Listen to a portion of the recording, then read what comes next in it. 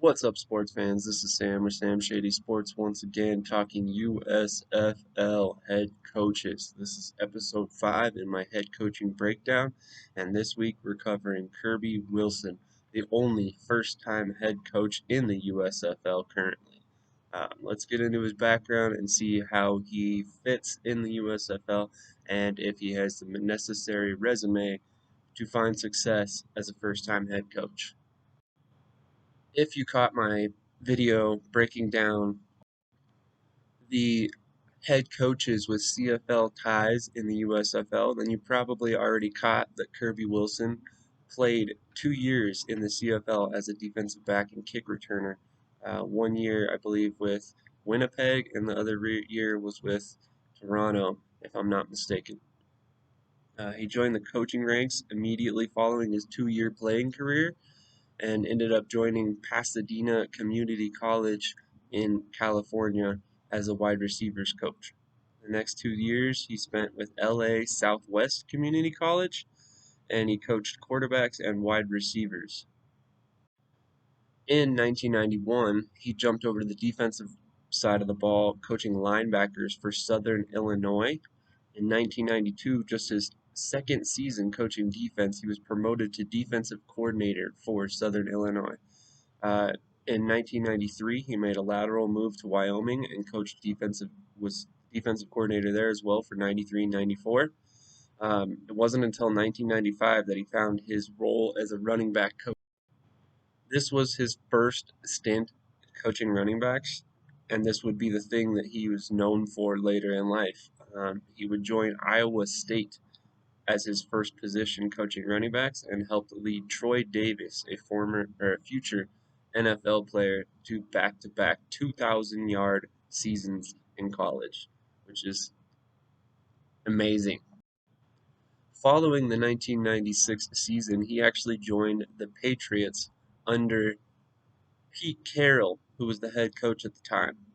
He would stay until Carroll was fired after the '99 season, and then he joined the Washington Redskins at the time, now Commanders, under Norv Turner, who was noted as a great offensive mind and is the whole reason he got the head coaching position in Washington to begin with. Following the 2000 season, Turner was fired. In 2001, uh, Kirby Wilson followed Pete Carroll to USC to become his wide receivers coach, but he only spent 1 season there. In 2002, he joined the Buccaneers under John Gruden, where he would coach Mike Alstott to his last Pro Bowl in 2002. He won a Super Bowl with the Bucs in 2003 and then left in 2004 to join the Cardinals as their running back coach.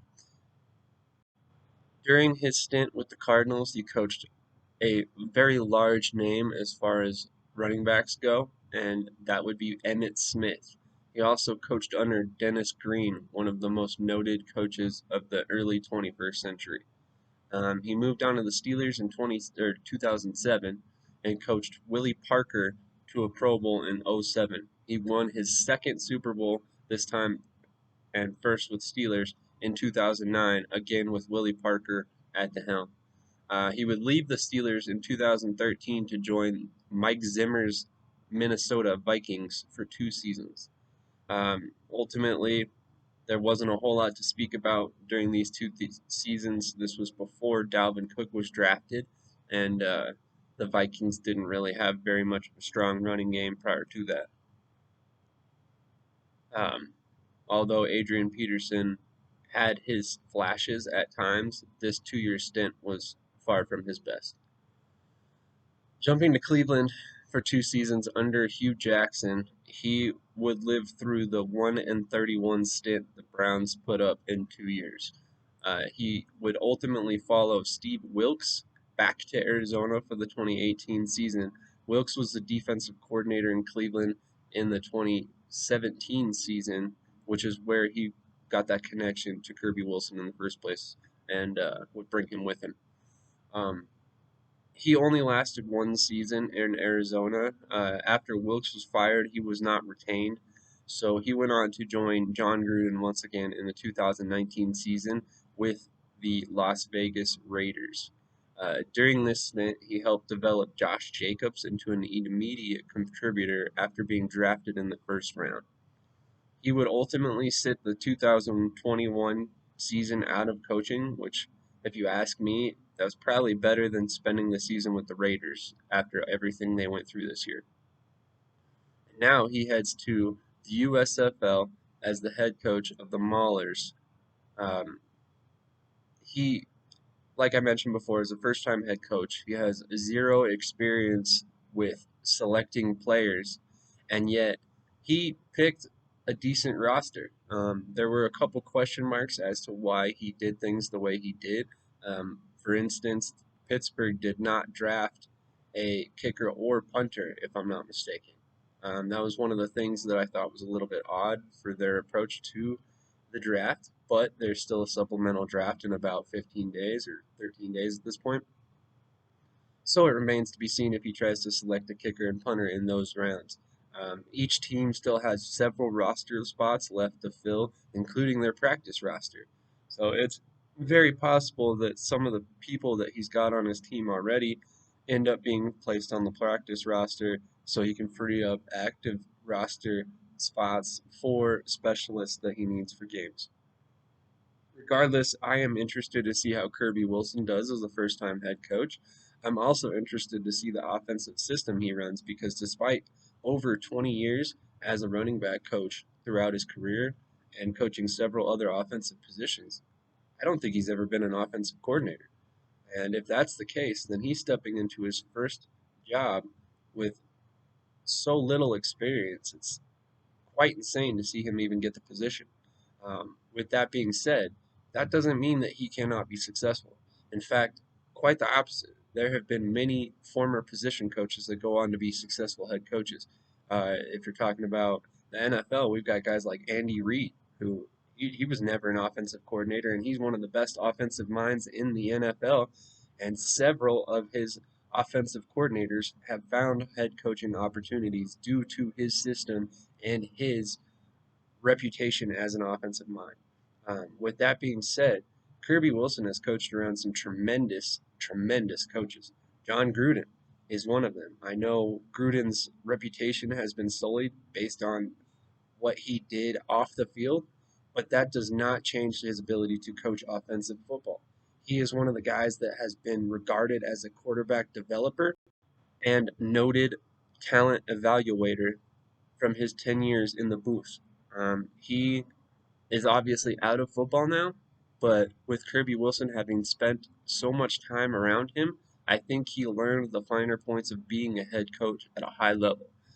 He has coached around some of the most noted head coaches in the league, with Dennis Green, John Gruden, and Pete Carroll as three of them. Granted, Dennis Green and Pete Carroll are both more defensive minded coaches. It doesn't matter. He's got to see how a experienced head coach runs a program, and I have no doubt that that would have placed a emphasis on the correct way to coach a team. I don't have a whole lot on Kirby Wilson other than his resume because I simply have not seen him serve as a head coach anywhere or an offensive coordinator. So I can't tell you what kind of scheme he's going to run. I can't really give you a whole lot of insight as to how he's going to approach this season in 2022. All I can say is that he definitely has the background to be successful in the USFL. And on top of that, I would even go one step further and say that he has been neglected over the years as an NFL head coach and coordinator while he has watched some of his peers that were less deserving get jobs. Despite the fact that he has been around the NFL for over 20 years, he never really garnered consideration for a promotion, which I would argue is more a lack of attention to position coaches at the NFL level than anything. Kirby Wilson is a great coach. He always has been. There's a reason why he was hired by very many prominent names, whether it was Mike Zimmer, Dennis Green, Pete Carroll, um, John Gruden, or Mike Tomlin and Bill Cowher. He spent time with all of them. All these guys that are noted as head coaches in the NFL, He spent time coaching under. He saw how they handle a program. So if anybody knows the type of coaching he wants to use and the way to approach a team at the professional level, it's Kirby Wilson. He he never spent a whole lot of time in the college level and jumped immediately into the NFL. He knows how to handle professional level players. So we aren't talking about a former college coach trying to transition to guys who are being paid to play. We're talking about an NFL coach transitioning to a slightly lower level of talent and trying to find his way. If you ask me, he might be the most qualified current head coach right now because he was in the NFL as recently as 2020.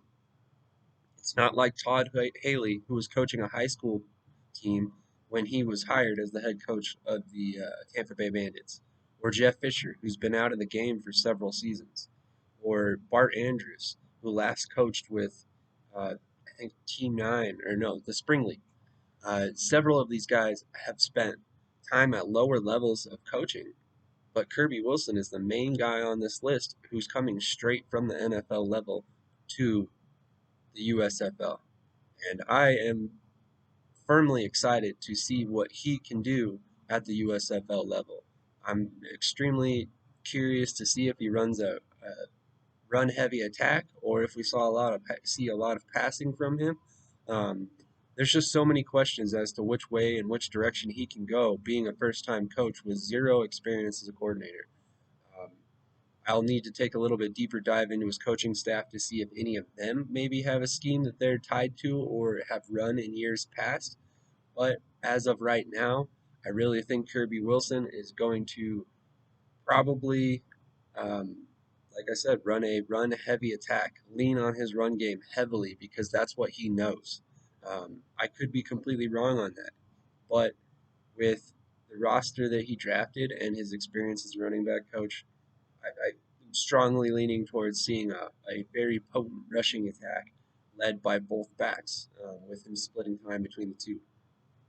I wouldn't be surprised to see some read option, although when you think about the Pittsburgh Maulers currently, you don't necessarily think of their quarterback room as the most athletic guys.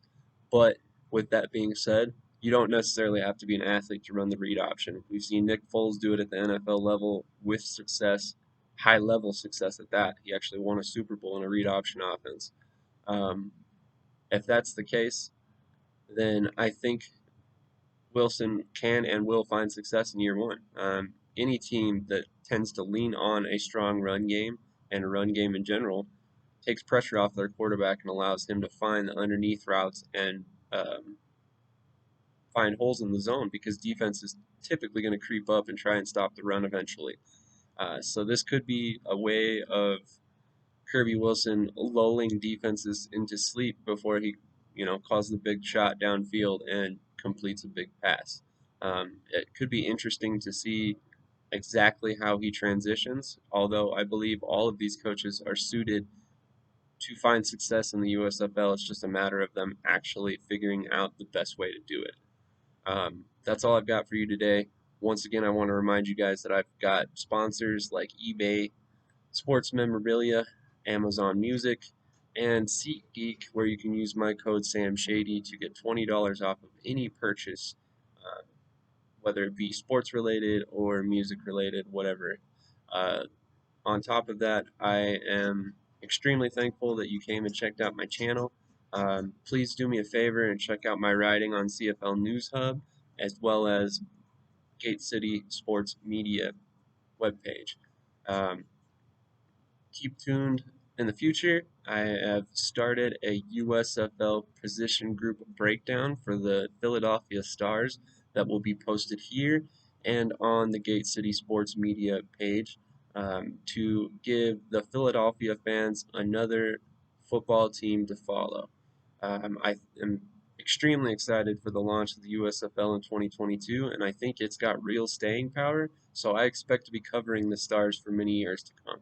Um, that's really all I've got to say. Once again, thank you for being here with me, and I hope you enjoyed this content.